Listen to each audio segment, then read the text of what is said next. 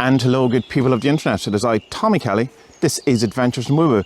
This episode is the monthly questions and answers or ask me anything vlog, podcast thingy that I do every month here on the channel. When I put up on Patreon to send me some questions, and if I don't get enough questions on Patreon, I open it up to the wonderful Adventures in Woo Woo community over on Discord. And then they have never let me down. They always have some good questions for me. These questions I answer to the best of my ability, given my current understanding about things, and there is a likelihood that I may change my mind about something in the future, you know, given that I hope to progress and evolve and find out more things and expand and all of that. But they're how I see it today, and that's the best I can do. I just want to make sure people don't think I in no way think these are the correct answers or the best answers or the only answers for that means, but it's just how I answer the question today. So let's get to the questions. So Grayson asks whether or not I can speak Irish. And sadly, like most Irish people, I actually can't. I could have a kind of a funny, broken attempt at an Irish language, and we often do that here in Ireland just to make each other laugh, where we throw out phrases, well-known phrases from childhood that we learned at school, such as "Amal cadogam dulga jihan lehrish," which we probably all said a million times when we were primary school. It just means, can I go to the toilet? But it brings a chuckle to us. But it's sad. Of course, there are places in Ireland where everyone can speak Irish, called the Gaeltachts. And there's a number of them around the country where I suppose their first choice in language is Irish, but they also speak English too. But when you're there and they're speaking to themselves, they will speak in Irish. Only when us blow-ins turn up, having a clue what they're talking about, that they'll speak in the foreign language to you. My dad, and I suppose a few from his generation, are much better at speaking Irish than we would have been in our generation. And even though we've learnt it for about 15 years at school, no one seems to be really that good at it. Even people who are really good at it, or seem to be really good at it at school, don't seem to be able to speak it now. You know, and our road signs and all our official government literature, of course, would be in both English and Irish, so it's still used. And I don't think any Irish person would actually want that to change. Like, I don't think there'd be any kind of a movement towards taking Irish off signs or official documents. And I think recently, if my memory serves me correctly, the EU has officially recognised it as a language. So yeah, but I was just saying, my dad would have a fair bit of Irish. But I would say even if he was put in the company of someone from the Gaeltacht, I'd say he would struggle. Maybe we should do something like that on the Tasta podcast, where we try to introduce some Irish words and phrases, and so not only me and Spud can refresh our memory, but that other people too might. We'll see. So Jason asks, how dare you? This is funny because when the question came in, it was before the week of Draba. Maybe it was a preemptive, divinatory type question. So how dare I? Well, it's the 4 words of the Magus from Éliphas Lévi from the book Transcendental Magic. Good old Alfonso Constant. We'll come back to him in a minute in another question. Within that book, he gave to know, to will, to dare, and to keep silence, which is the 4 words of the Magus. There is allegedly a 5th one. That's a secret one. But you can find that one out for yourselves.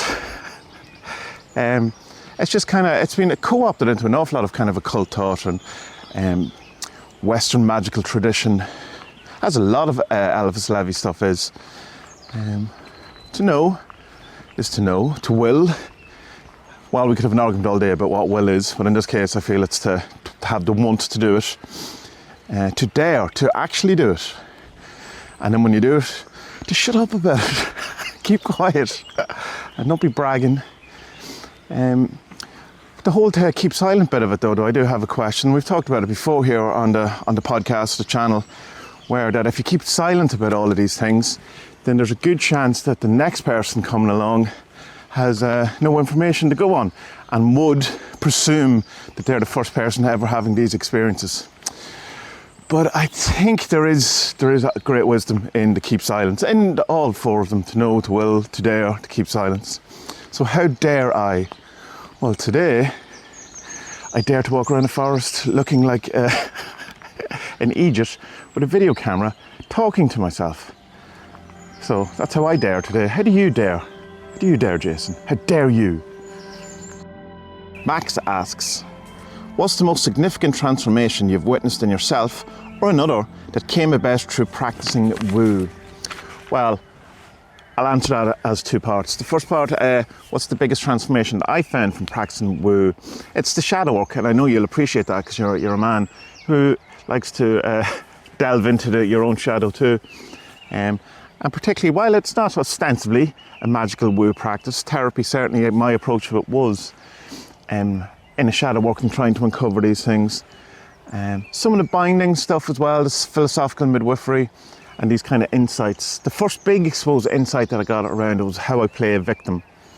And there's a trap within the victim playing thing on both sides where you can not allow yourself to actually be a victim, and sometimes you are a victim. And by feeling that you're playing the victim and that is somehow a wrong thing, it can bring in some sense of shame and guilt. But there was kind of a notion that I was personally using it as in a bad way, that I was using it as a sort of way to get out of communicating my feelings and trying to get people around me to understand something. And it wasn't working, I was in fact getting the opposite of what I was looking for, in that it was kind of presenting this, look what you've done to me, rather than just saying, look what you've done to me, and so that was an interesting kind of I suppose a awakening of sorts.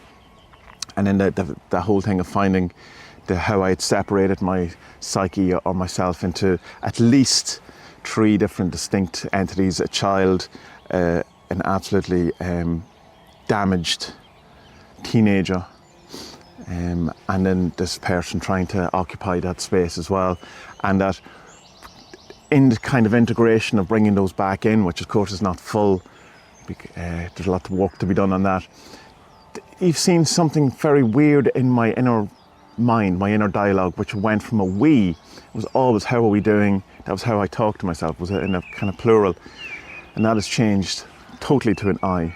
So, but of course, 40 servants and doing all that kind of stuff, where I realised doing something for not trying to get gratitude, not gratitude, not trying to get praise, not trying to do something for other people, not trying to please other people, not trying to do something that will make a mark, that will, doing all the kind of stuff that you're kind of told about what you should do, by people. Well, I did the opposite of that with the 40 servants, and I did something just purely selfish, and purely because I wanted to do it, rather than for any future reward or praise or kudos or to be seen in some sort of light.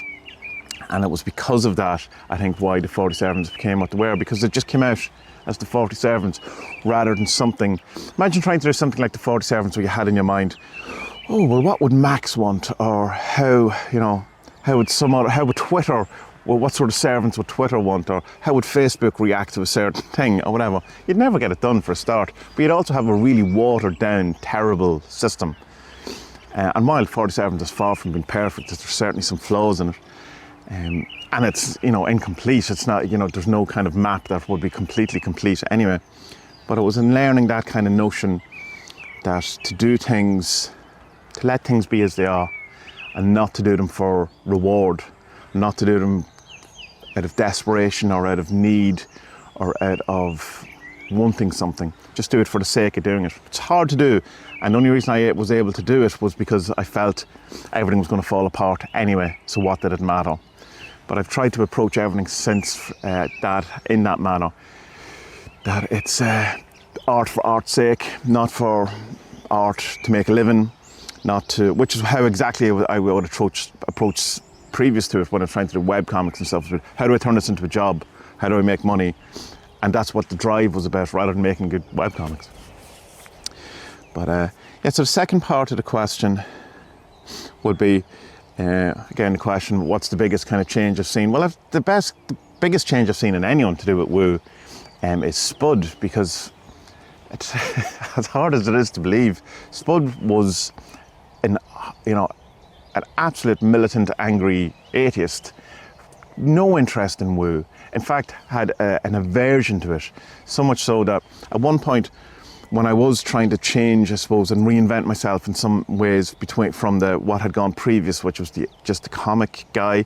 I had been the guy who was running the main kind of comic website community in Ireland, and I kind of pulled out of that, and I wanted to slowly go into doing this other stuff, the woo stuff. Well, not throwing away art either. And one of the reasons why I didn't want to come out and do that was like for people like Spud, because I felt like there would be an argument, there would be a sense of not aggressive, but there would be a sense that this wouldn't go down well, I suppose. And I did at one point, I changed my newsletter that he would have been subscribed to because of the art. And Spud was quite supportive about my art and comics. It's not to say that he wasn't a nice person, he was a wonderful person, but just in this kind of area, he wasn't into it. And he's explained why, I suppose, that his journey is his journey. And I changed the newsletter to just like a comic thing and I did a thing about bibliomancy, and he immediately unsubscribed to it. And I tried to make a joke about it, and it kind of came out wrong, and I kind of said to him, I see you're not into the woo. And it ultimately came up feeling like I was kind of annoyed by it, which I wasn't, and I was like kind of trying to make a joke. But that's the kind of there was that kind of cross path thing that within that. But then there was kind of we started interacting around different things about psychology, and Jordan Peterson was one of the things that we actually kind of both could talk about. We were in a community at times, Slack community, where we're very opposed to any of these kind of ideas, and so we kind of got closer. And when that kind of community kind of fell apart, we just kind of stayed friends and stayed in communication, whatever, which led to all that's happened since. And of course, Spud has gone from being that anti-woo to probably at times certainly has been more woo than I've ever been, and has embraced it wholeheartedly. So yeah, from that point of view, I'd say Spud's caterpillar to a butterfly is probably the most pronounced that I've seen in my life, because it's definitely from one absolute swing of the pendulum to the other. And more power to him. He's a good guy, Spud. You might have noticed. The Great Abraxas asks, what's your pie-in-the-sky dream for adventures in woo-woo?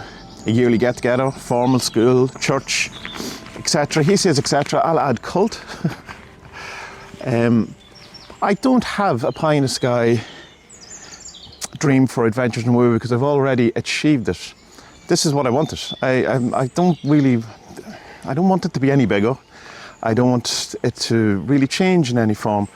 I'm more, I suppose, talking about my own life and stuff, because I'm in a situation now where I'm certainly not in any way rich, but I'm able to sustain this. I'm able to get up and do what I want and work on, my artwork, my comics, my music, make videos, my studies around magic and the West magical tradition, talk to all you wonderful people, and do podcasts and do all these things. And I've no real yearning whatsoever to, set up a school, because I don't ever see what I was doing with Adventures in Woo Woo as teaching. It was documenting what a life lived using these ideas looked like. And who am I to teach anyone anything? I think there's enough people in the occult teaching when they have ultimately don't have the experience, the qualifications, or strong word, but the right to do it. But who am I to judge that? But I think there's enough out there without me adding myself, saying that I somehow know something that's should be presented as a teaching. So I would always kind of say or see myself as a documentarian, if that's the word. So what my hope for the future of Adventures in Woo Woo would be, go on adventures and maybe meet up with people and all that, but not as a kind of not trying to put together a cult or a church or making anything more than what it is now, because this is what I want it to be. If I can sustain this, brilliant. That's the plan. Where if for the next 10 years, 20 years, a million years, maybe I'll never die, I get to keep continuing to make art, to make podcasts, make videos, make music, do new decks, then yeah, that's what I want. That's my pie in the sky, is to see how long I can keep this going,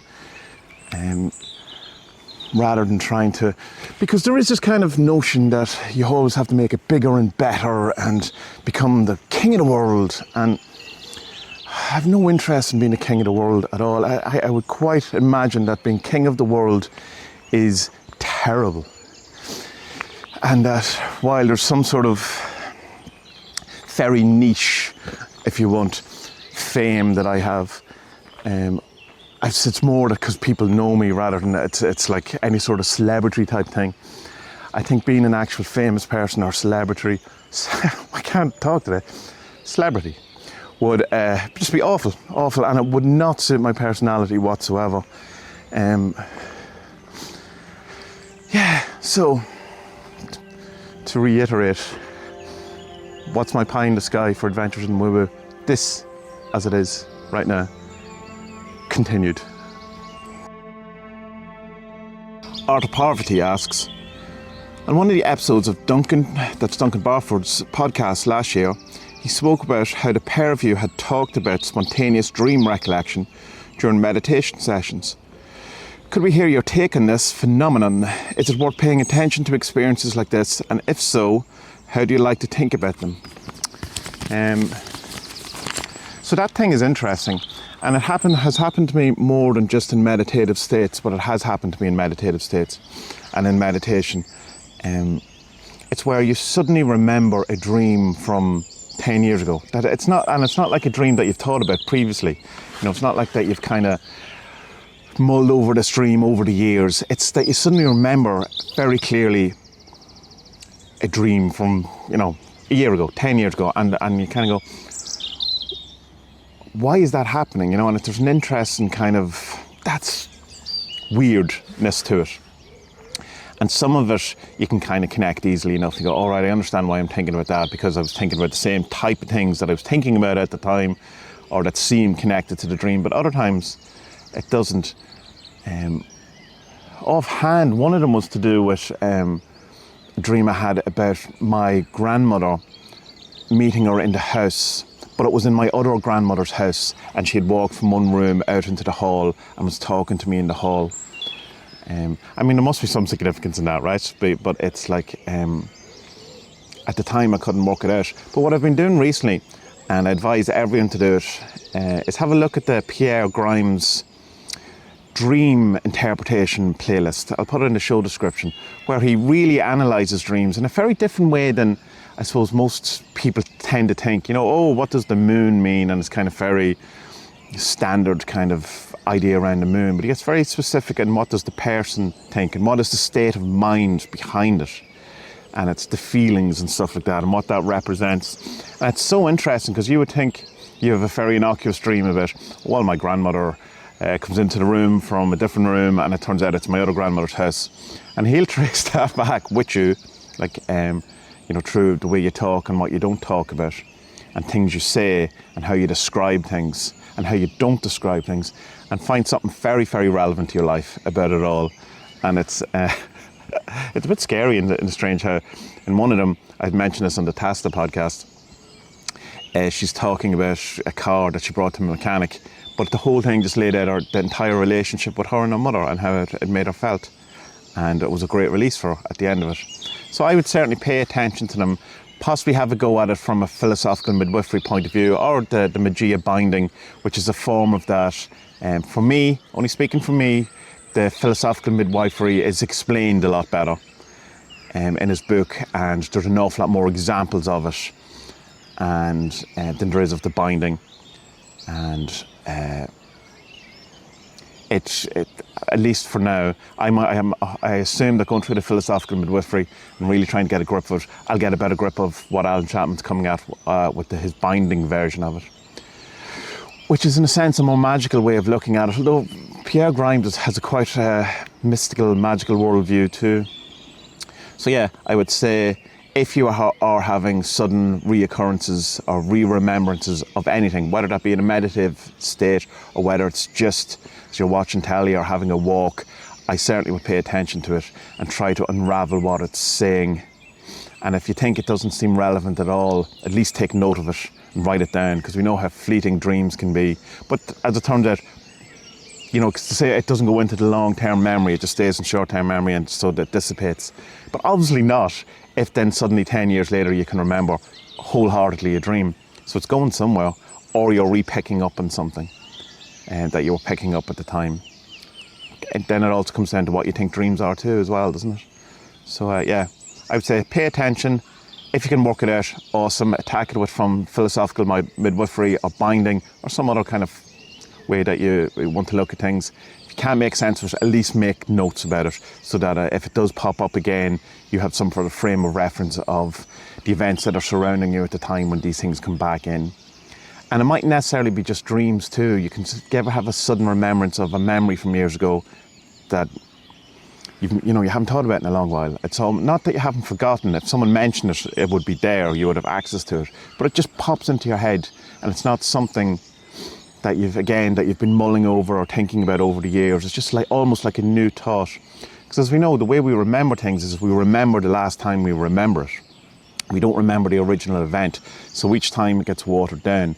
So when this kind of, I suppose, memory pops in, it has a different quality to it, because it's not a remembered memory. It's like the second time. That's a swan, if you can hear that. It's the second or third time you've actually thought about this. Maybe the first time you've remembered it. And so it has a different quality to it. And the dream remembrance in the meditative state has that kind of thing as well. There's a quality to it, which is, pay fucking attention to me. So I tried to pay attention to it. So, Maliel, so sorry, my name pronunciation game is terrible. Is Éliphas Lévi's Doctrine and Ritual of High Magic still a relevant book in the world today? Relevant to who? Relevant to occultists? Sure. Relevant to the general populace? Probably not so much. I read it. It's a number of years ago I read it, and I've read some other of his stuff, and I like Éliphas Lévi. He definitely has a slant where he is both heavily influenced by Christianity and also very dogmatically against it. He had a kind of big falling out. He was a priest as far as I know, and he got chucked out. Maybe I'm conflating that, but he certainly left and announced himself, like Alan Moore, at the age of 40, that he was a ceremonial magician of the highest order. I think it's certainly worth reading his thoughts on magic, because it puts into place an awful lot of kind of the context of where an awful lot of our ideas, modern ideas in magic, come from. Of course, Crowley also thought he was the reincarnation of Lévi. You know, the dates don't fully work out, and Crowley had to fudge them a bit, saying that you don't reincarnate until within the last 6 months of the birth. The first 3 months, there's no soul within the body. Theosophy would say that there's 1,500 years between each reincarnation, so I'm not quite sure there would be an agreement between those three people. His kind of form of magic, Lévi's, was that there's three kind of components to magic. One is the astral light, the other is will, and the other is imagination. Now, the astral light is a kind of psychic thing. It's kind of what's confused with, I suppose, or similar to the idea of ether, or, you know, the energy, the vril, but not really, not prana or chi or these things. It's the kind of the mechanism through which magic kind of happens, the kind of agency of magic in some way is this astral light. And Theosophy, in Secret Doctrine, Madame Blavatsky talks about him and kind of dismisses or critiques his kind of views on these type of things. But a lot of what we kind of get from that etheric, energy-based model, I suppose, of magic would come from that. Now, it's not exactly what he was saying, and he's not really equating astral light with what ether would have been considered, and certainly not what the scientific kind of view in ether was, where it's this kind of energy that's pervading the universe, like a dark matter, the Akashic or something like that. And of course, the will, again, we could talk all day about will and the imagination. He had this kind of notion, he's this kind of famous saying about how you have to have faith over kind of belief, and imagination is the kind of guiding force. So it's almost like the kind of visualization stuff. But he has this kind of very case magic notion about, where he talks about If I believe that the statue of Peter, of St. Peter, is the same, and I can have the same relationship and the same faith and the same understanding and the same interaction with that as I would with this real St. Peter, then there's no difference. Now he says that's superstitious as well, but that all things are done within faith. So while there is a kind of an energetic, people will disagree with me saying that about astral light, because it's not quite that. But so let's, for the moment, just say while there's an energetic component to his magic, there's also a kind of faith-based, mind, mental, almost mesmerism, which of course would have been around and popular at the time. So I think he's worth reading. He certainly has influenced all of what we have, and he's not well read by an awful lot of people. You don't see an awful lot of people talking about him. And I think one of the reasons is because he's hard to read. He talks in that kind of occult babble, and he does this thing where he'll define something once, and then for the rest of the book not repeat it, not define it again, not explain it again. So if you don't catch it the first time, if you weren't paying attention completely the first time, then you will spend the next 200 pages talking about astral light and not knowing exactly what he's talking about or whatever he hasn't defined. So there's some good YouTube lectures about him from years ago, where back when I suppose when YouTube only had a 10-minute limit, so they're broken up into 10 minutes. I'll try and find them and put them in the show description, but it's kind of an overall view of him. A. Waite, when he was putting his books together, because he's French obviously, so they had to be translated, one of his books, he spends the entire introduction basically telling him why he's wrong, which is fun. But yeah, is it worth reading? Yes. Is it relevant to occultism? Yes, it'll put a lot of stuff in context and you'll see where not an awful lot comes from. Is it relevant to the greater world? No. Is any of it relevant to the greater world? Any of this thought? It should be, but is it? GK. Hey Tommy. Hey GK. When one makes a servitor, roughly how much of your energy goes into it? And can you replenish that energy or wait till the servitor dies before you get that energy back? If you ever get the energy back. Well, I know why you're asking that and why you're asking it in such a way. And excuse me while I have to walk over a precarious kind of stone bridge here. But it's not how I viewed energy exchange and making a servitor at all. I don't think you're giving up a part of your life force energy and placing it into and creating, like a new spirit. Certainly not how I approach it. If that was the case, I would have very little energy left. I'll go back over this bridge because there's people coming. I see it more like there's an awful lot of effort in delineating the servitors, in my case the servants, and putting them together, drawing the art, explaining them, writing the books, all of that stuff, and that takes a high deal of energy. And but in the same way that if you're asked, well, how much energy do you lose from a day's work and do you ever get it back? Well, I mean, go to sleep and it's back, but it's still, some of these things can take a bigger toll out of you depending on your job. Like a day working in an office on a spreadsheet compared to someone who works down a coal mine or whatever. It's a different depletion. Something very physical versus something very, I don't know, I was going to say mundane, but whatever. They can be quite stressful too, working in offices. I'm not trying to, downplay that. But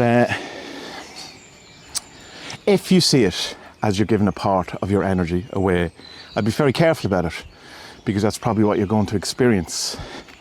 I would suggest not doing that, because you don't need to. Because they work quite well without that. 40 servants work on attention, they don't work on my energy. Because if that was the case, then any time someone used it, I would have to, I suppose, be drained a bit, but not if you've given us sufficient energy. I don't feel depleted in any way by any servitor I've created. I feel, if anything, I've more energy, more experience, I've got better. I didn't get sicker. I didn't get weaker. If anything, I became more energized. He says as he walked through a forest breathless because it's been a long while since he walked and talked. But in general, so just be careful with what you're deciding is the truth about the matter. And do a servitor. Here, be good chaos magic about it. Do a servitor where you don't give it part of your intrinsic life force. And see how it works out. And do one at the same time that you do. And see how you feel. And see how it is. See if it's worth giving up some life force for it. The final question is, do you have the ability to do that? Not you, I mean, royal you. Have we the ability to even do that? To choose to give up some of our life force? I'm not sure. You'll have to find out. Let me know how you get on and what you think, but I would say be careful. That's my suggestion. And it's like blood magic. Try the non-heavy hitting stuff first. It's like people doing blood magic to get $50 or something like that. Something very, I don't know, $50 is $50 to different people, but it's like, what's the next stage after that? How do you ramp up from that? What if something really bad happens and you need $5,000? Is it a hand you cut off, But there's many more ways of doing these things without going to the extremes. And I think giving up a part of your life energy is an extreme, and I'm not even sure it's possible. But let me know. Keep me in the loop on how you get on with that stuff. Final question. Chiro, what would you recommend trying during astral projection to get the most enjoyment or practical benefits? Is it a regular part of your practice? Astral projection is not any form of my practice. I tried it a number of times, never really did it, wasn't able to leave the body in the way that people claim to have. To the point that I'm a bit, kind of skeptical about this whole idea that you actually are physically leaving your body and can see the world in the same way as you see it now, which is how some people describe it. I'm much more interested in active imagination, and I find that much more helpful. But I don't dismiss the idea of astral projection just because I can't do it. But it's just to say that I can't really speak to it. I've done lucid dream work, I've done active imagination, I've done that kind of stuff and find that quite beneficial. Lucid dream stuff, I went and talked to people, or tried to talk to John Constantine, which I did. He said if he believed what I believed, he could do anything. That was his message to me. I tried to talk to Ganesha a few times, but it was really funny because I met Ganesha in the dream at a train station, and he was the other side of the platform, and when I tried to get him, loads of people came between me and him, which was very interesting. That I tried to meet the god of the mover of obstacles, and there was an obstacle between me and him. It was only a while after that I realised that was what actually was happening. And active imagination is great to try and go back to bits in your past and trying to work out what was happening, or to go talk to some learned being, or to try and unpack some stuff, or just go on an adventure. Flying's always great fun in lucid dreaming or active imagination or any of that. But I'm not the person to talk about the astral projection stuff because 1, I've never been able to successfully do it. 2, I'm skeptical. I'm not sure it exists as an actual thing. Quite a skeptic in that regards. And 3, there's better people informed that you could ask about that, and I would only be talking about stuff that I don't know about, and adding more noise to it. So if there is people who do know a lot about astral projection and good kind of processes and good things to do, most beneficial way, please leave a message in the message area, if it be that in YouTube or any of the kind of podcatchers, or come talk to me on Discord, on Facebook, on Twitter, or any of those social media places. Although with the Musk taking over the Twitter, we'll see how many people hang out on Twitter. There's talk about having to upload your passport, which I certainly am not going to do. So, good people of the internet, that's the Q&A for this month. We try to do this once a month, and it's mostly for people on Patreon, but if there's not enough questions from people on Patreon, I open it up to the Discord, and the Discord people always have some good questions for me. So if you'd like to get some questions or get in on the other things we do on all of these places, then check out all the links in the show description.